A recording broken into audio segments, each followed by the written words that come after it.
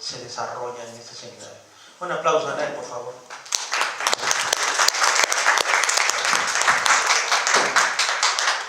Bueno, primero, muchas gracias. Voy a intentar ser mucho más breve que la última vez que participé, que me fui como hilo de media.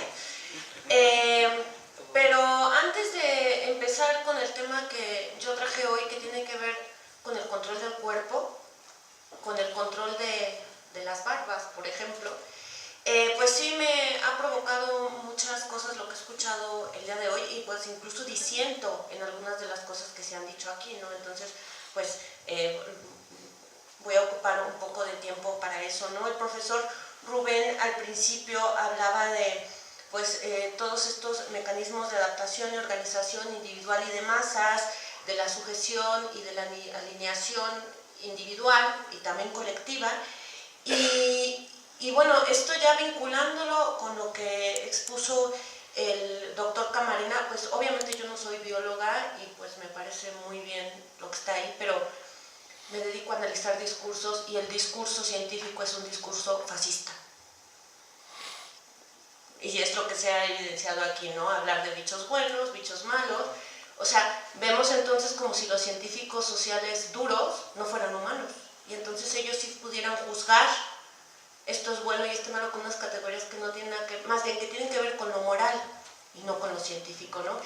Y esto, ¿por qué me preocupa? Porque al final, si nosotros vemos la historia de las grandes catástrofes genocidas de todo el mundo, estas catástrofes genocidas están vinculadas con un discurso científico como ese, de los buenos y los malos. Hitler tomó el discurso de Darwin para, pues entonces hacer todo lo que conocemos como el Holocausto, ¿no? Pero no nos quedamos ahí. Yo, escuchando lo que se decía en el video, pues sí me paraba un poco así, porque decía, es que ese discurso yo lo he visto históricamente en lo que hizo Porfirio Díaz en las comunidades yaquis. Voy a meter ahí gente que no sea yaqui, por ejemplo, metió a principios del siglo XX muchos chinos y los obligaba a copular con las indígenas yaquis para desarticular la resistencia yaqui, y asimismo a los hombres yaquis los mandaba al sur, a Yucatán, para que entonces se mezclaran con las indígenas de ahí. Eso, vamos, el discurso es prácticamente lo mismo que escuchamos con los bichos buenos y malos. Entonces aquí, en este seminario sobre el control, pues cabría preguntarnos hasta cuándo los científicos duros van a seguir hablando así, y hasta cuándo los científicos sociales vamos a seguir aplaudiendo ese discurso. Porque si se supone que todos hacemos ciencia, que bueno, yo ya lo dije en la primera ocasión, yo no me considero científica social, porque me parece incluso que la ciencia como tal es un discurso maniqueo, da igual si es ciencia dura o es ciencia social. Yo me considero humanista, pero atención con eso, ¿no? Porque estamos aplaudiendo esto del biocontrol, ¿no? Los fertilizantes, todo, pero ¿qué hay atrás de ese discurso? Atrás de ese discurso hay una justificación científica de cómo con una comunidad se puede invadir otra comunidad, y no hay que irnos muy lejos. Hay guetos humanos, y esos guetos humanos los tenemos en la Ciudad de México, por ejemplo, en los vagones del metro donde solo podemos subir mujeres. Eso es control. Y además es un control que te dice, si tú, por lo que quieras, te subes a otro tren, eres puta.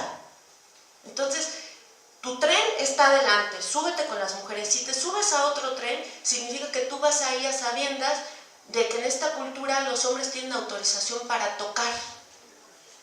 Entonces, aguas, ¿no? Por ejemplo, los autobuses Atenea, estos que no sé si todavía circulan o no, pero que solo... Sobre reforma. Que son guetos para mujeres. En lugar de reeducar, en lugar de volver, de construir y reconstruir el discurso, lo que estamos haciendo son guetos, y es prácticamente lo mismo que nos contaba el hombre del video con sus bichos buenos y sus bichos malos, ¿no? Entonces me parece muy grave eso, ¿no? Y me parece más grave que se aplaudan esos discursos adentro de una universidad, y además en un seminario de epistemología, ¿no? O sea, me parece que hay que poner ahí el dedo, ¿no? Hay que entender otra cosa también. Como dice el profesor, bueno, y esto lo dije en alguna ocasión, que bueno, la pobreza y la riqueza también se gestiona, hay tantos millones de pobres, ya no nos sirven, bueno, pues entonces vamos a armar guerras civiles, son carnes de cañón, estos son tan estúpidos que ellos mismos van a pagar por las armas que van a comprar para matarse entre ellos, y eso también es, vamos a decirlo así, control biológico como lo de los bichos buenos y malos, ¿no? Entonces, ¿hasta cuándo vamos a seguir repitiendo? Sí, perdón. No, adelante, yo ahorita un momento. Tienes la idea y yo quisiera participar. Vale. Muy bien, bueno, entonces levantas la mano por eso rápido. Dime, ya se me fue la idea. Sí, lo que pasa es que yo viajo en metro, viajo en estos camiones, y hay una autorregulación y hay un respeto también de las personas. O sea, también plantear que es definitivamente una discriminación así de buenos y malos, también es como muy negro y blanco, ¿no? A mí me parece, hay una autorregulación, hay una manera, hay incluso actitud solidaria de las personas en los camiones. Sí, pero yo estoy hablando en el plano institucional, de cómo la institución dice, ustedes no pueden convivir sanamente, y como en este país lo normal es que tengo amigas y a mí mismo me han pasado muchas historias en el metro, y las chicas que están aquí no me dejarán mentir, que lo más fácil es que te metan la mano donde sea. Entonces no estoy hablando de si hay una autorregulación, tampoco estoy hablando de feminismo, de machismo, estoy hablando de cómo institucionalmente con un discurso pseudocientífico se hacen guetos. Creo que son dos niveles de discusión diferentes. Hace ratito dijo la ciencia, la artículo predeterminado, etcétera, etcétera, la. Yo creo que es como yo entiendo, quisiera yo en este caso, creo que voy a compartir, o vas a compartir la idea conmigo, es que el discurso científico hay que desmontarlo, hay que ser crítico con él, porque si decimos el discurso científico, él es fascista, yo creo que no todo, no él. Bueno, ¿puedo terminar mi exposición? Sí, ¿no? Sí, o sea, gracias. Sí, a mí me parece que sí es fascista todo el discurso científico, porque todo el discurso científico viene de instituciones que están reguladas, y de hecho ahora que entré justamente a exponerles el pedacito de historia de regulación solo sobre las barbas, que bueno, lo que quería era hablar del control corporal, pero luego me surgieron todas estas cosas a la luz de lo que se ha dicho aquí. No hay discurso científico desde mi punto de vista que no esté regulado por una institución, y que esa institución, el discurso científico es mitológico también.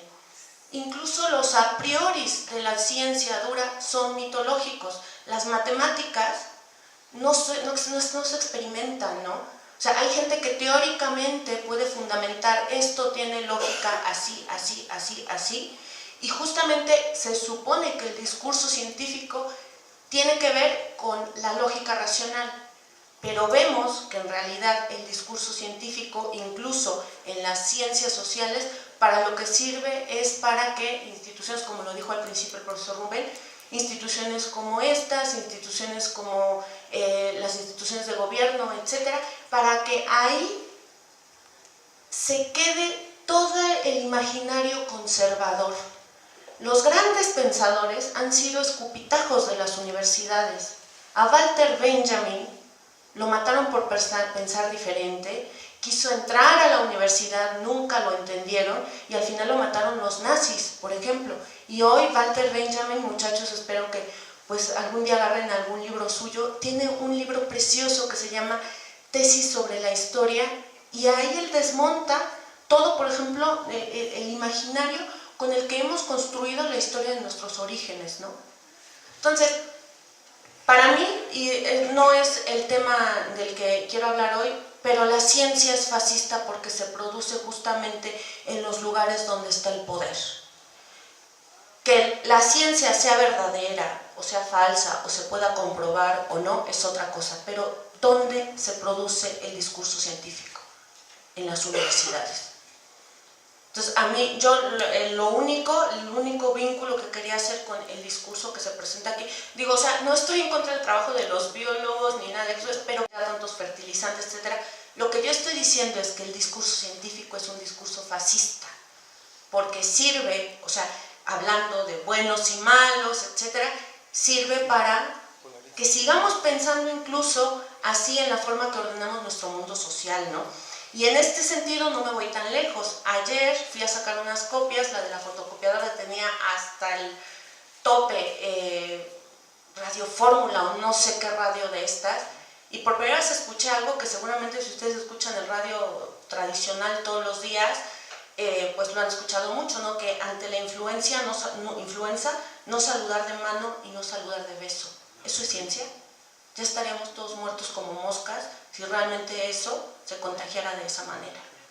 Entonces, es lo que me provocó, por eso dije que incluso quería vertir aquí mi opinión de cosas en las que no estaba de acuerdo, y en la otra cosa que no estoy de acuerdo y que ahí comparto un poco también con el profesor Rubén, es esto de reinventar la culpa. Si cada uno de nosotros seguimos pensando que de verdad por mi culpa, porque yo me echo desodorante, etcétera, el mundo está tan jodido, pues justamente este es un discurso científico de los de arriba para decir, tú tienes la culpa de la mierda en la que vives. Y perdón, pero yo conozco muchísima gente bien honesta, bien trabajadora, yo uso desodorante de ese, y díganme cuáles son las opciones. Las opciones en realidad, desde mi punto de vista, desde lo social, es organizar desde abajo con la gente de tu barrio. Y a partir de ahí entonces decir, tú sabes hacer jabones orgánicos, no sé qué, bueno, pues nosotros te apoyamos. Es la organización de abajo, ¿no? Entonces, vamos, no me voy a detener más en todo esto, pero sí me parece que también hay que reinventar la culpa, más bien quitarnos un poco el chip de la culpa, porque bienaventurados son los culpables gracias a la Iglesia Católica, y esa es una parte de la ciencia que se llama teología, que nos tiene como nos tiene, ¿no? Porque la teología es una ciencia, supuestamente. Entonces, bueno, son las cositas que nada más quería decir sobre lo que escuché. No pretendo aquí pelearme con nadie, sino simplemente, pues, dejar mi punto de vista desde una mujer que se ha dedicado mucho tiempo a analizar discursos, y pues prácticamente ese discurso pues deja mucho que desear, ¿no? Y que ha servido históricamente para pues hacer guerras, latrocinios y muchas cosas más, ¿no? Entonces, bueno, lo que les venía a platicar hoy y... ¿cuánto? Okay. De hecho hice una presentación muy cortita, solo de 7 láminas, porque me voy a ocupar, a mí me interesaba para esta sesión que tenía que ver con el control físico y biológico, hablar del cuerpo, y tenía varias opciones, ¿no? Por ejemplo, en este sentido, podemos hablar de la historia de la decencia, que ya es un temazo, ¿no? O sea, ¿qué es ser decente, por ejemplo? Y cómo, a partir de ahí, hay unos dispositivos de control imaginarios que hacen que ciertas personas, por determinadas prácticas, queden en lo indecente y por eso queden en el plano de lo heterodoxo, ¿no? Y de hecho, bueno, pues por ahí hace algunos años escribí un artículo justamente sobre el concepto de decencia en los años 40 en México, porque es la época en la que sube el presidente Caballeros, la mujer esta Soledad, ¿cómo se llamaba? Soy malísima para los nombres, la esposa del presidente que le siguió a Lázaro Cárdenas, Ávila Camacho, lo dije bien, siempre me confundo. Esta, por ejemplo, funda en México la Liga de la Decencia, y no se lo pierdan, en los cines hay todos unos carteles como ahora, que tenemos clasificación A, B, C, B1 y todo, pero la clasificación era indecente, sucia, o sea, con puras connotaciones morales, y así vivimos, ¿no? Entonces, pensé en traer ese tema, pero después dije, bueno, pues a la gente del seminario en algún momento le expliqué que pues yo me dediqué a hurgar en la historia de los capuchinos, y pues decidí traer algo que a lo mejor no va a sonar tan coherente con el tema que es esto del control, pero que espero que al final la lectura que le dé pues logre empatizar con ustedes, para que veamos cómo el control del cuerpo no nada más es un control de una imposición desde afuera, sino que es una autoimposición, y a su vez cómo determinadas autoimposiciones sirven para legitimar nuestro lugar en el mundo, ¿no? Entonces voy a hablarles de barbas y cómo las barbas que usan estos frailes se pueden relacionar con 3 ideas: con la idea del poder, con la idea de monstruosidad y con la idea de hipocresía en el antiguo régimen. Cuando hablo del antiguo régimen, estoy hablando del siglo XIX para atrás. La siguiente, por favor. Bueno, les dije que no me iba a tardar mucho, nada más para entrar en el tema de quiénes son estos frailes capuchinos, pues ya les había dicho en alguna ocasión que son una orden de franciscanos que se funda en Italia en 1528 y bueno, estos tienen una pelea enorme porque se dicen hijos legítimos de San Francisco de Asís, pero San Francisco de Asís vivió en el siglo, entre finales del siglo XII y principios del siglo XIII, ¿no? El poder de la representación de estos frailes, porque si uno revisa sus constituciones, a diferencia de otras órdenes franciscanas, pues en realidad no hay nada absolutamente diferente, ¿no? El poder de esta orden religiosa tiene que ver con la representación del cuerpo y principalmente con dos temas. Uno, que usan un hábito con capucho, que no me voy a detener ahí en esta ocasión, pero ahí tienen, esta es una imagen de las crónicas de la orden y se le ve aquí el capucho. Y la otra, porque usan barbas largas y descuidadas, ¿no? Pero aquí lo que me interesa es entender el contexto del uso de estas barbas en el siglo XVI. Miren, antes de la Edad Media, si ustedes revisan, por ejemplo, dice que porque Carlos V tenía labio leporino, y entonces para que no se le viera todo el furoncillo ahí horrible, se dejaban los bigotes, ¿no? Y además, pues es una cultura de los pelos por todas partes, dijeron, bueno, pues vamos a hacer la cultura del afeite. Entonces, es en este contexto europeo en donde se funda la Orden de Frailes Menores Capuchinos, ¿no? Hay que decir que no nada más tiene que ver con esto que les estoy contando, no solo tiene que ver con el afeite, la barba, sino que hay toda una cultura rocambolesca de lo que es el barroco, que ya sé que el barroco produció música muy bonita y yo nunca he estado en contra de eso, pero lo que sí sé y lo que sí he investigado y lo que tengo cierto es que la sensibilidad barroca tiene que ver con el parecer, con la simulación. Y en este sentido les recomiendo muchísimo un libro que se llama Pasiones Frías, Secreto y Disimulación en el Barroco, del maestro del barroco que se llama Fernando Rodríguez de la Flor, para que entendamos de dónde venimos hoy, porque incluso todas las prácticas políticas y espectaculares, por ejemplo, del fascismo de los años 30, 40 del siglo pasado, no se pueden entender sin las técnicas de disimulación del barroco, ¿no? Entonces, las barbas además hacen parte de toda una cultura del vestido y en este sentido ustedes sí han visto cuadros de época donde está así, por ejemplo, Cervantes y una cosa de este tamaño que se llaman las gorgueras, que uno dice, bueno, ¿eso qué es? ¿No? Porque, bueno, pues todos esos eran aditivos para el cuerpo. El barroco lo que se busca es controlar el cuerpo, ¿no? Por eso también es la época donde las mujeres usan los guardainfantes, estas que también se les llamó miriñaques, con los vestidos así, que además, ojo, la palabra viene de guard-enfant, que es una palabra francesa que significa lo que guarda al infante. Esos vestidos servían para que las mujeres que estaban preñadas y no estaban casadas pudieran disimular que estaban preñadas, ¿no? O sea, de verdad, súper interesante el barroco. Y entonces había incluso hasta la figura entre los nobles, había la figura del abridor de cuellos, porque las gorgueras estas enormes, pues a veces uno solo no se las podía poner, entonces le pagaban a alguien para que todos los días, vamos, esto que vemos en las películas de época, que está la tipa así, ya hay 4 tipas vistiéndolas, no es nada más porque ellas y ellos tuvieran que hacerse de siervos para demostrar su poder, sino porque realmente con todos los artilugios que se ponen en la época, es imposible que alguien se pudiera vestir solo, ¿no? Es también la época en donde se inventan los tintes para el pelo. La primera que hace el gran boom de lo que hoy conocemos como colestón y todo vela y todo esto, es Isabel I de Inglaterra, que es la primera que se tiñe el pelo de rojo. Públicamente, ¿no? Seguramente antes ya lo hacía más gente, pero es la que se conoce. Y los hombres, muchachos, sus barbas también las pintaban de colores. Esta es una cosa que también...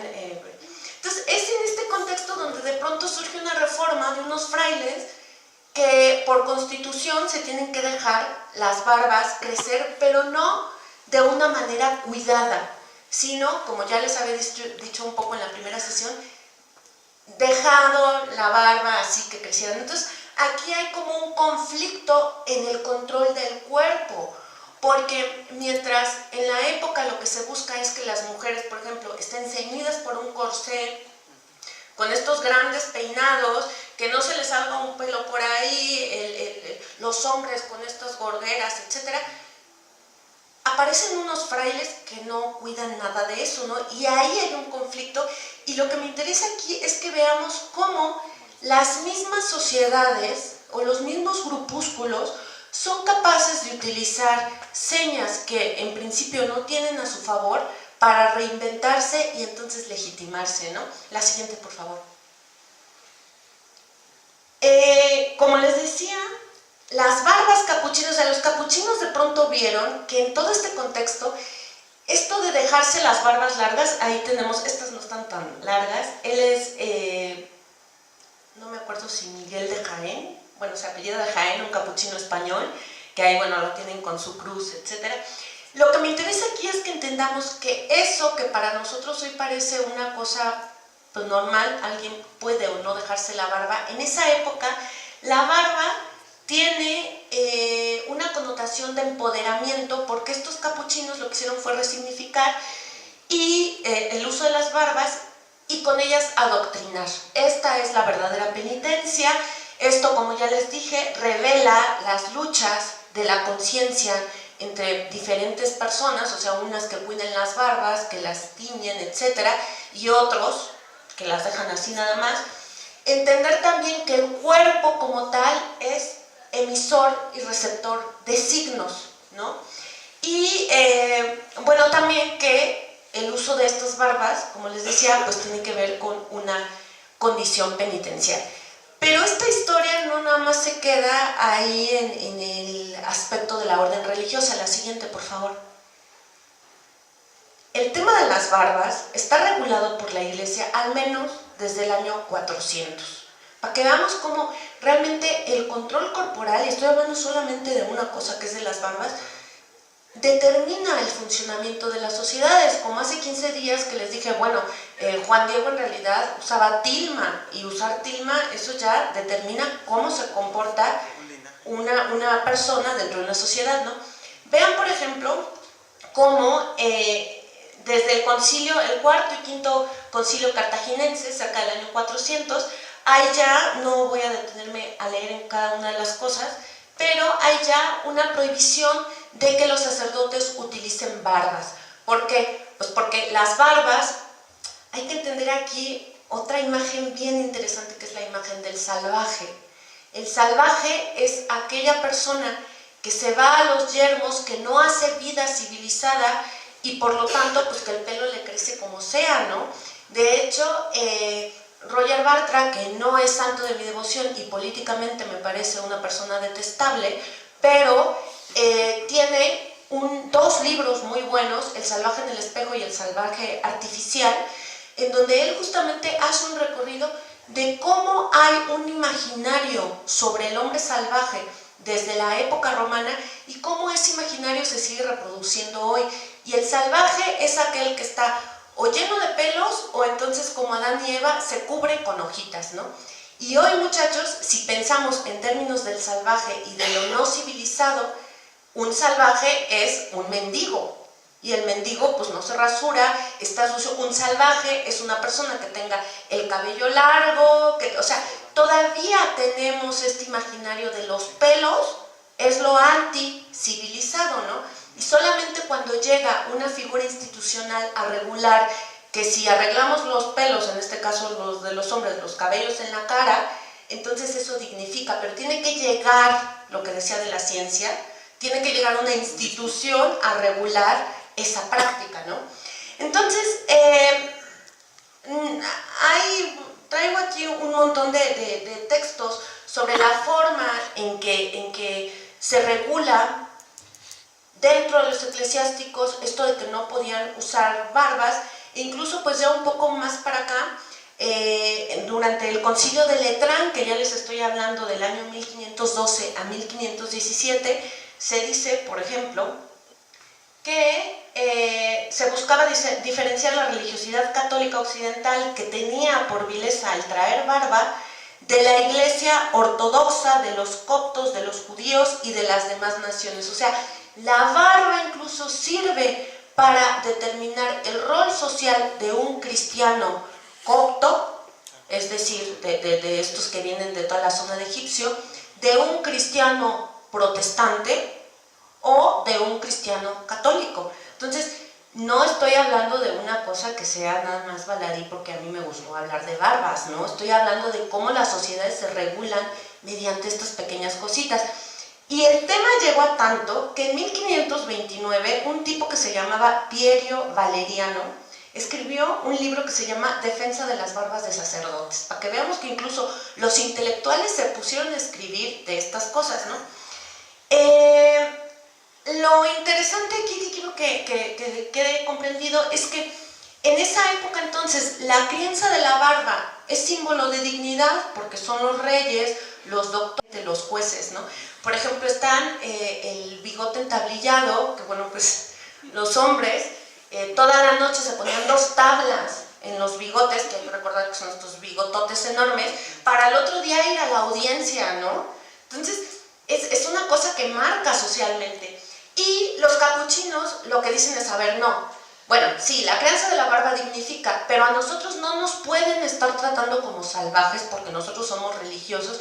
Entonces, lo que nosotros vamos a hacer es actualizar un discurso en donde se diga que la dejación de la barba, además de que sí, que los pordioseros, los locos, los salvajes la llevan, la dejación de la barba tiene que ver con una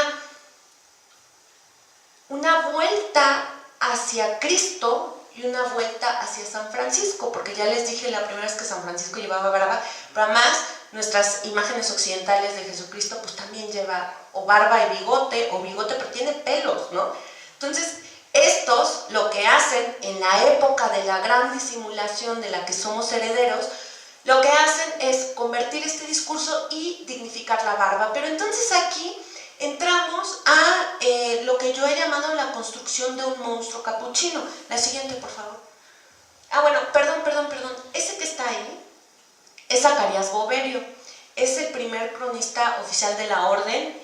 Y vean, bueno, pues ahí está la barba, etc. Tiene sandalias, que es una cosa interesante. Se supone que ellos no podían llevar sandalias, pero como era el cronista, pues a los cronistas sí se les puede. Entonces, bueno, para que conozcan al que inventó toda la mitología capuchina, es ese hombre. La siguiente, por favor. Cuando me refiero a la construcción del monstruo capuchino, esto lo hablo desde el punto de vista de la gente que estaba en contra de ellos, principalmente de franciscanos observantes, ¿no?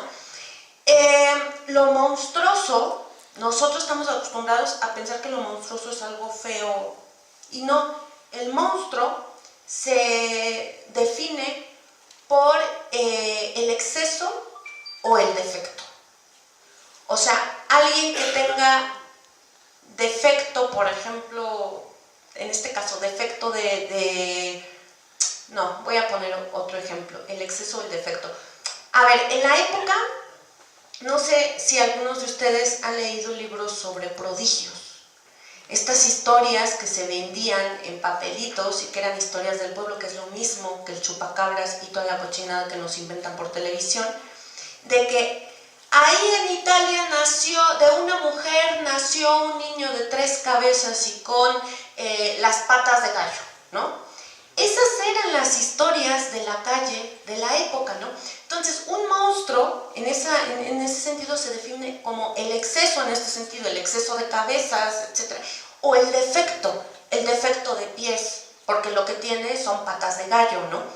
Y lo monstruoso tiene que ver con lo que Jacques Le Goff ha estudiado sobre lo maravilloso. Lo maravilloso tiene que ver con el milagro de lo que ven tus ojos y que no es fácil que lo puedas ver todos los días, ¿no? Entonces, en este sentido es en el que yo hablo de la construcción de un monstruo capuchino, porque estos capuchinos pues tienen exceso de pelos y eso es monstruoso, ¿no? Y además enmarcar a este capuchino o a estos capuchinos en lo que ya les decía de las técnicas del engaño y la disimulación de Occidente medieval, porque en la época también es la gran época de la literatura picaresca. ¿Alguien ha leído a Quevedo? La vida del Buscón. que esa, bueno, es, por ejemplo, la típica, ¿no? Que el Pablos, que es el protagonista, hay una parte en la vida del buscón que ya no encuentra trabajo y entonces dice, bueno, pues ahora me voy a meter a pobre, a trabajar de pobre. O sea, eso era un trabajo. ¿Y cómo se metía alguien a trabajar de pobre?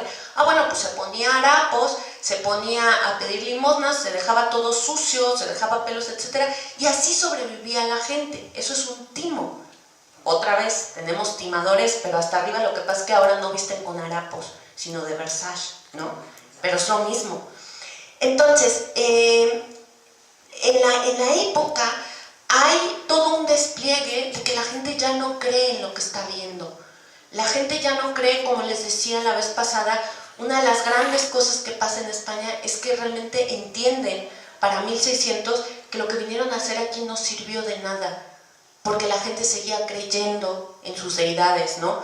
En España, por ejemplo, la gente se da cuenta de que los dignatarios todos roban y por eso meterse a pobre es una profesión, porque es una manera de robar también, pero pues digamos autosustentable, ¿no? No estás adentro de una universidad, ¿no?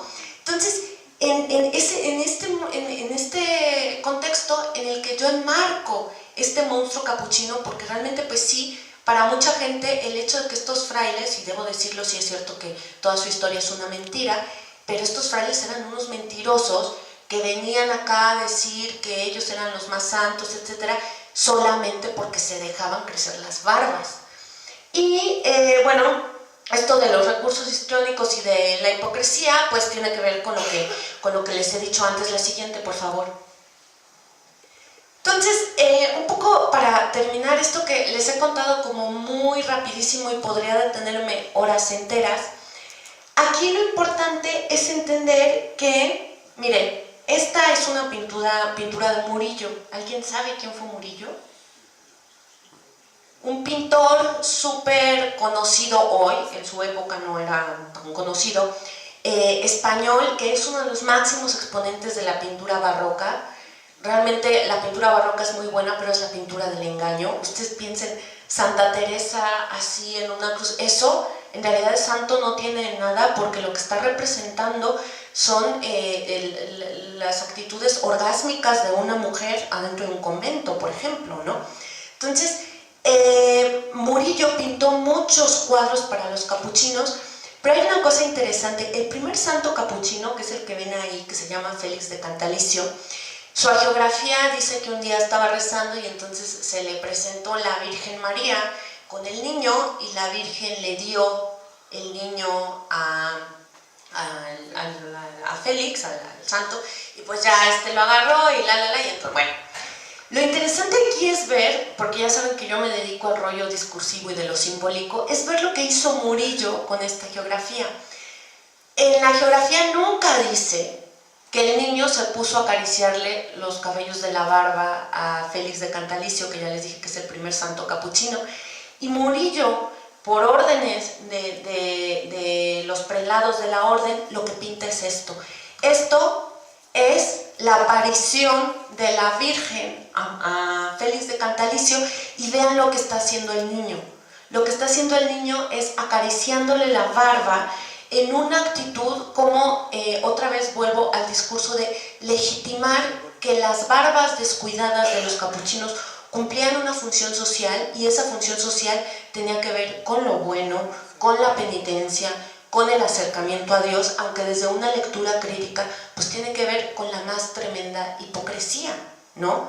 Porque incluso en la época, por ejemplo, Quevedo tiene otros, ya voy a terminar, Quevedo tiene otros pasajes donde habla, Quevedo me encanta porque se burla mucho de todos los personajes de su sociedad.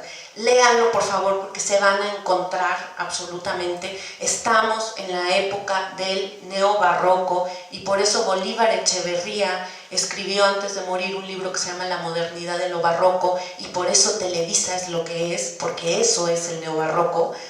Quevedo tiene un texto donde se burla de los médicos, por ejemplo, y en ese texto lo que dice es, bueno, a ver, si te llega el enfermo, pues tú recétale lamedores, ya saben todo lo que había en las boticas, todo que además, bueno, por eso se llamaban también droguerías, no había drogas, pero lo que no se te olvide es siempre llevar barbas, porque no existen médicos sin barbas.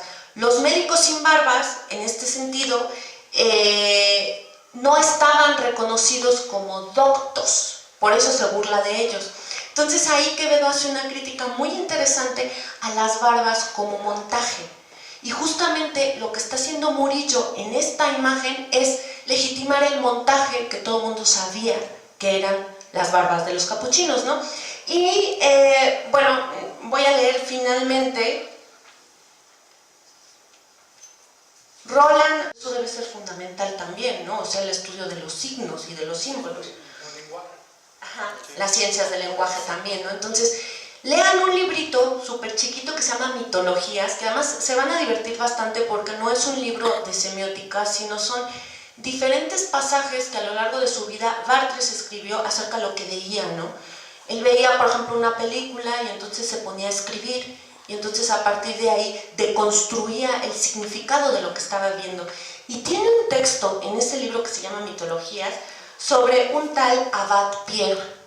Este Abad Pierre es un excapuchino francés, protector de los pobres, ya le estoy hablando del siglo XX, o sea, de la época de Roland Barthes, que su cabeza era leída por Roland Barthes como un mito pues iconográficamente presentada, y cito aquí lo que dice el autor: todos los signos del apostolado, la mirada buena, el corte franciscano, la barba misionera, y todo completado por el gabán de puro obrero y de la vara del peregrino. Este capuchino en el siglo XX se salió de la orden para meterse a la lucha proletaria, y ya saben, el comunismo y no sé qué, estas cosas que hay que superar también, o sea, para dejarnos de pelearnos en conceptos absurdos, desde mi punto de vista. Y entonces a mí me sirve mucho este análisis que hace, porque es un ex capuchino que, para conservar la legitimidad de su santidad, pero además para vincularle ahora con luchas obreras, se deja la barba tal y como la tenía cuando estaba dentro del convento de capuchinos. Ya para terminar, les recomiendo que googleen a un tipo que se llama Fratello Metallo. Este hombre es un capuchino que existe todavía, bueno, no sé si ya se murió, pero por ahí andaba. Hizo una banda de metal y salía con Slayer, vestido capuchino, con su barba hasta acá. Entonces, simplemente me interesaba hablar de esta cosa que puede parecer muy ornamental, pero que sí define tanto la forma en que las sociedades institucionalmente controlan el cuerpo, como la manera en que las propias comunidades organizadas resignifican ese control, haciéndolo suyo y santificándolo, como en este caso, ¿no? Y bueno, ya para hacer un comercial rapidísimo, Víctor y yo, Víctor es el chico que está aquí adelante, tenemos un proyecto digital de humanidades críticas que se llama Proyecto 2120, si pueden echarle un ojo. Pero lo que me interesa, el comercial que me interesa hacer aquí es que hoy en la noche, hablando del control, y en este caso que yo traje aquí del control corporal, hoy en la noche en el programa de radio que transmitimos los miércoles de 9 a 11 de la noche, por Spreaker, es radio por internet, es lo que nos queda, va a estar Juan Carlos Cortés Vallarta, que no sé si se acuerdan de Florence Cassel, Los Zodiaco. Bueno, este chico Juan Carlos es sobrino de Israel Vallarta, hace 15 días más o menos acaba de salir de la cárcel, lo metieron a la cárcel supuestamente por ser integrante de la banda de Los Zodiaco. Vamos a hablar con él, ojalá lo puedan escuchar, porque una de las cosas el sábado que yo platiqué con él es que él recibió tortura, y esa es otra parte del control físico y biológico. Recibió tortura para poderlo ingresar, estuvo, no me crean ahora bien, pero estuvo 4 años en la cárcel. Israel Vallarta lleva 10 sin sentencia. Y entonces también, pues este tema es súper interesante porque estamos hablando del control corporal por medio de la tortura en el siglo XXI, y también del control mediático, porque debemos todos recordar que incluso el nefasto de Carlos Loret de Mola tuvo que decir que pues sí fue un montaje, pero pues que él no se dio cuenta, que pudo haberse dado cuenta, pero pues quién sabe, ¿no? Y esa gente pues sigue por ahí, ¿no? Entonces me parece, además de hacer promoción del trabajo que estamos haciendo acá, pues sí, hoy me pareció interesante pues pasarles ese dato para que escucharan de viva voz lo que está viviendo la gente de a pie sobre el control de su cuerpo, ¿no? Muchísimas gracias.